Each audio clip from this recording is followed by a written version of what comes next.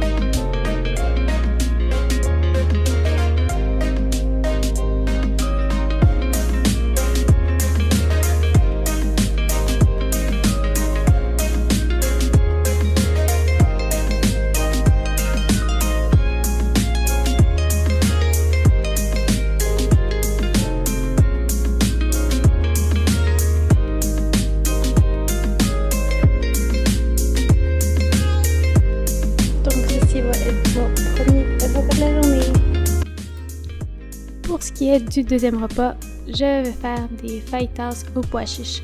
Donc les pois chiches sont une excellente source de protéines si vous êtes vegan ou végétarien. Donc pour commencer, vous avez besoin d'une plaque avec du papier parchemin.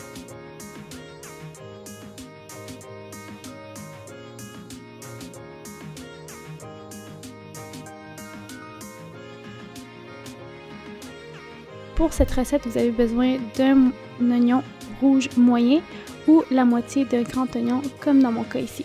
Puis on va le trancher en petits morceaux.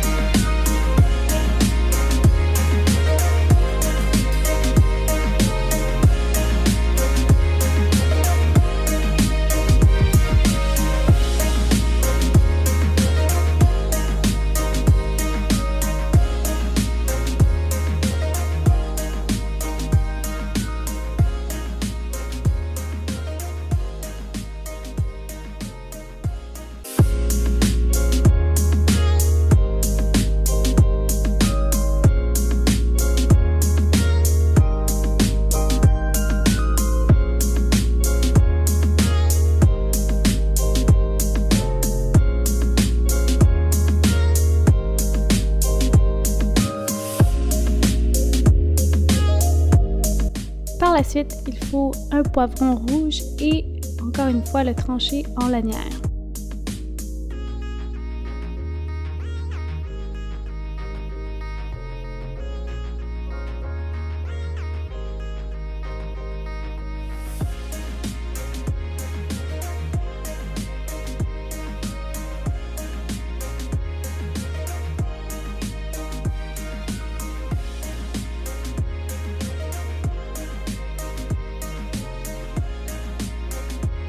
Une fois que le tout est coupé, on va utiliser une canne de pois chiches qu'on va rincer et essorer.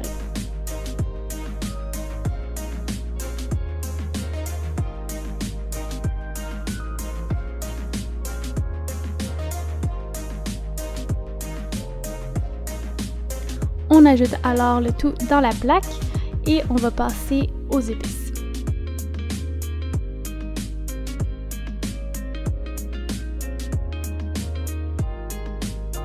On ajoute 3 à 4 cuillères à soupe d'huile d'olive. Dans mon cas, je fais juste verser des petits filaments sur l'ensemble des éléments.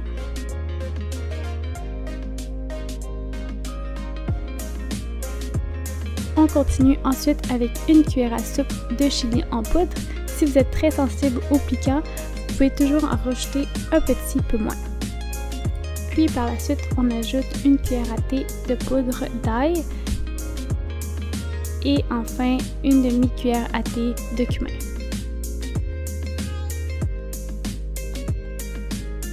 On va alors brasser le tout avec les mains et s'assurer que l'ensemble des épices sont bien mélangées avec les légumes et les pois chiches.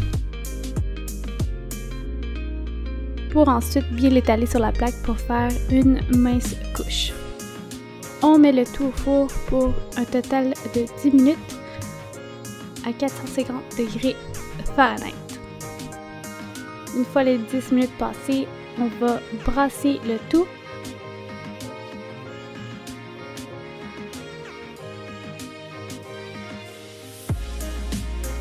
Et ensuite, rajouter un autre 10 minutes au timer.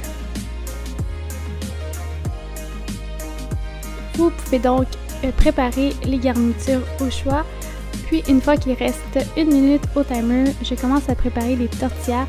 C'est une tortilla par personne, puis je le fais chauffer quelques secondes au micro-ondes.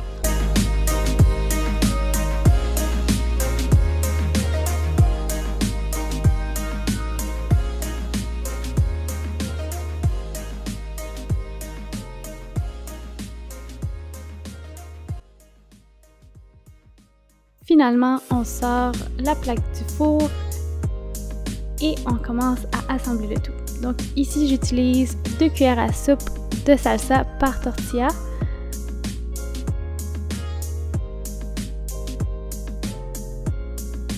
Cette recette donne environ 4 portions de fajitas, donc j'ajoute environ un quart de la plaque à ma tortilla.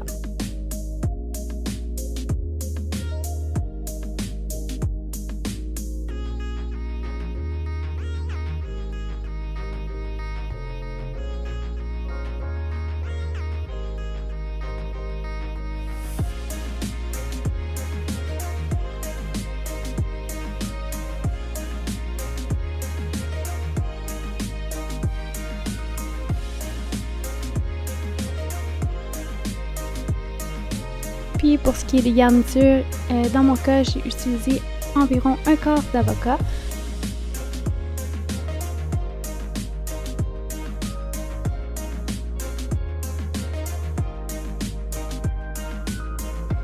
De la coriandre.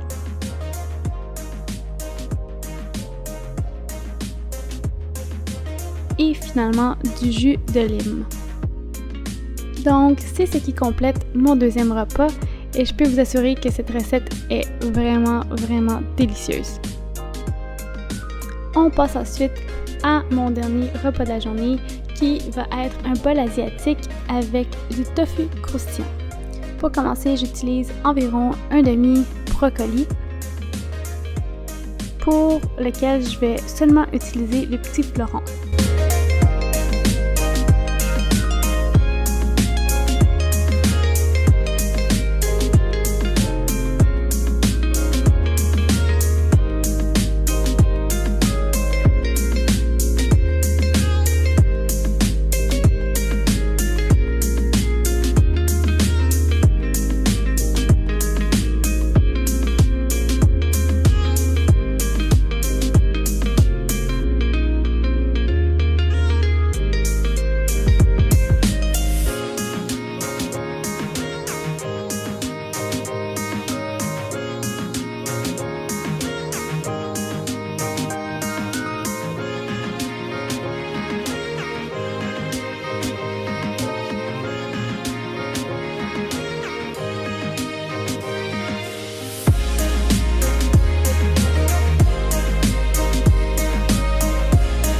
Par la suite, je vais trancher environ un quart d'oignon rouge.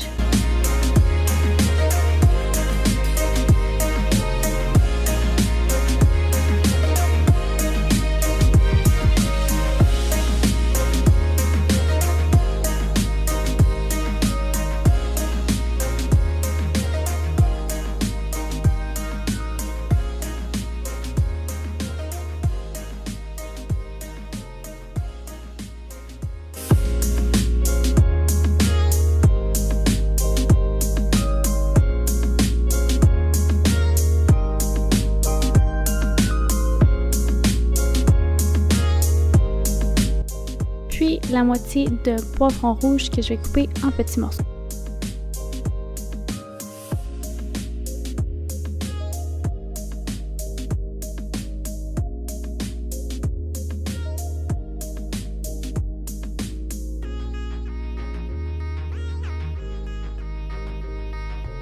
Une fois les légumes coupés, je vais les placer de côté et continuer avec le tofu.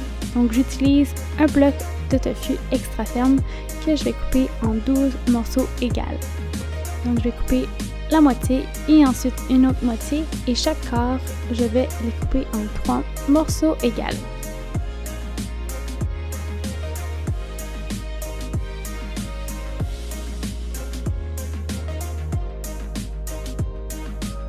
Il faut enrober le tofu avec de la levure alimentaire pour créer l'allure de panure. Donc on utilise un quart de tasse de levure alimentaire qu'on place dans une assiette.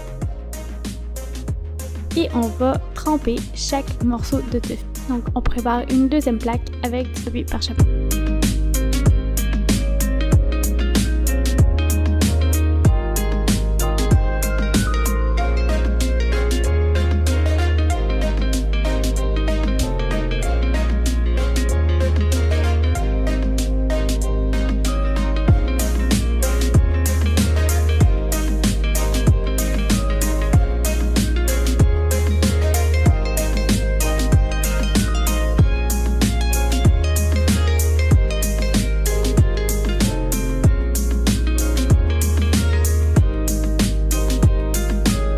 Une fois que tous les morceaux de tofu ont été bien enrobés de levure alimentaire, on va les placer au four pour un total de 30 minutes. On n'a pas besoin de les flipper. Puis entre-temps, je vais préparer la sauce pour les légumes.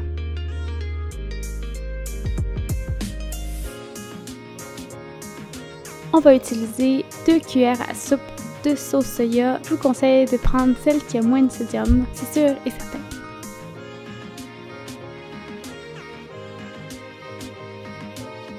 Ensuite, je vais ajouter une demi-cuillère à soupe d'huile de sésame.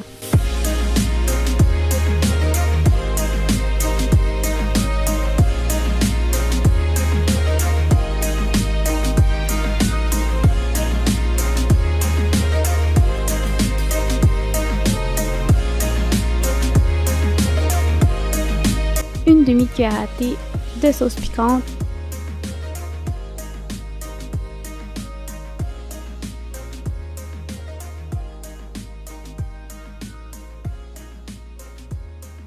Et finalement, un quart de cuillère à thé de sauce au zinc.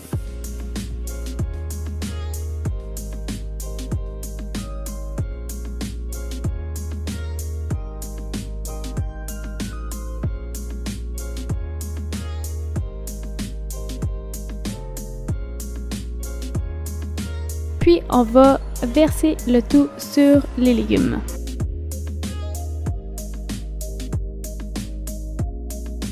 On va mélanger le tout avec les mains pour s'assurer de bien enrober chaque petit morceau.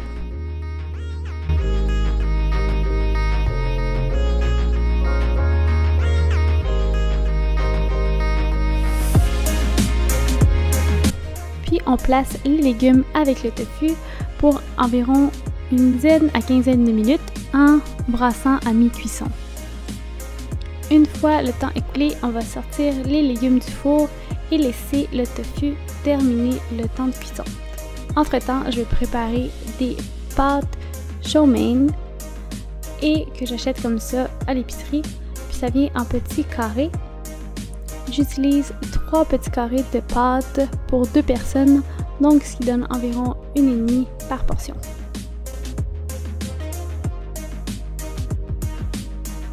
Une fois que les pâtes sont prêtes, je vais les essorer et ajouter de l'huile de sésame dans la poêle.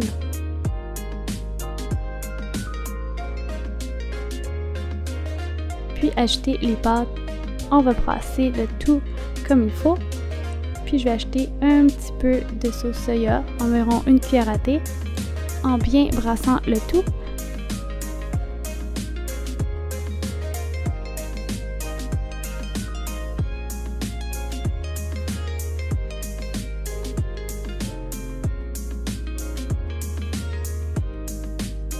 Puis je termine en versant un petit peu de vinaigre de riz sur les pâtes.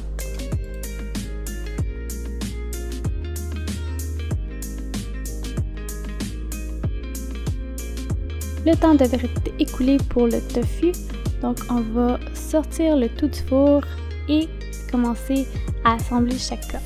Ce qui est le fun avec le tofu, c'est qu'on peut l'utiliser pour différentes recettes. Je l'utilise pour des bols asiatiques, mais également c'est délicieux dans des sandwichs, donc je vous conseille fortement d'essayer cette recette. Comme mentionné plus tôt, je vais utiliser la moitié de pâte par portion.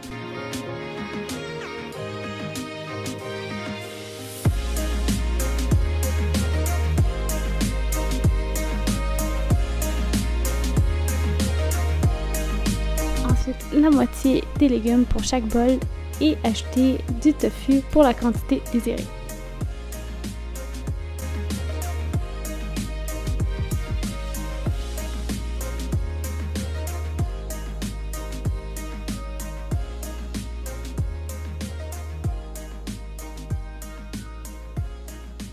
Puis on finit le tout avec des graines de sésame.